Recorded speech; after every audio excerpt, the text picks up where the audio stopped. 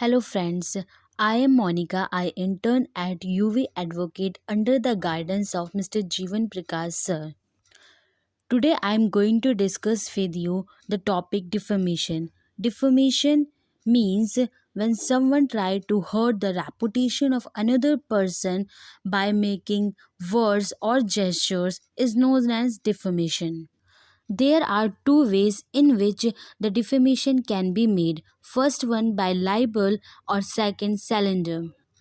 Libel is in permanent form and slander is in transient form.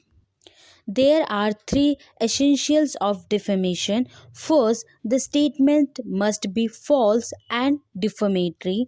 Second, the statement must be referred to the plaintiff, as well as it must be understood by the right thinking or reasonable mind person, and for the action for this the plaintiff has to prove that the statement stated by the defendant is to refer him, and here the intention of defendant is immaterial.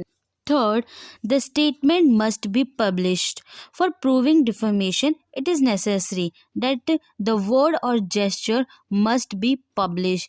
If it is only between two persons, the plaintiff and the defendant, then it is not published and there is no case of defamation. There are three defenses of defamation. First one is justification or truth. If we speak truth and if the defendant speak anything true about the plaintiff, so he will not be liable. The truth is a good defense, but we have to prove that it is made for the public good, and if the defendant is unable to prove this, so he will be liable.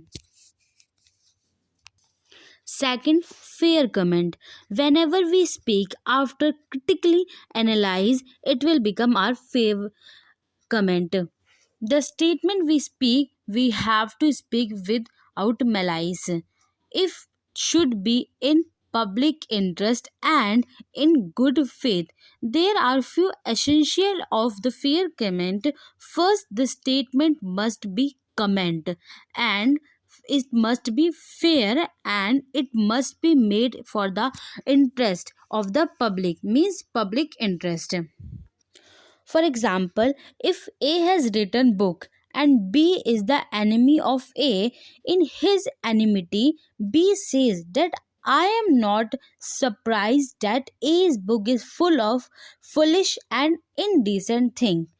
If this comment is made after reading the book, but if it is made when the comment without reading, then he will be liable, because this is not a fair comment nor it is made in the public interest. Third is privilege and right to free speech.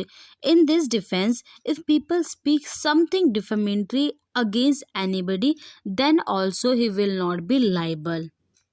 We can divide this privilege into categories. First, absolute privilege, and second is qualified privilege. In absolute privilege, even false or defamatory statement made by a person, there will be no liability arise. Absolute privilege cover three things. First, parliamentary proceeding. Second, judicial proceeding. And third, state communication. In all these three things, whatever will be spoken will not be connected as make it defamation. Another one is qualified privilege. It is unlike and different from the absolute privilege. Unlike absolute privilege, it is not a complete defense. To prove qualified privilege, there are some element which is necessary.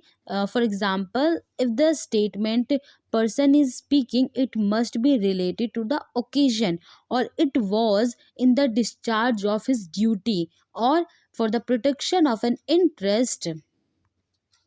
That's all. Thank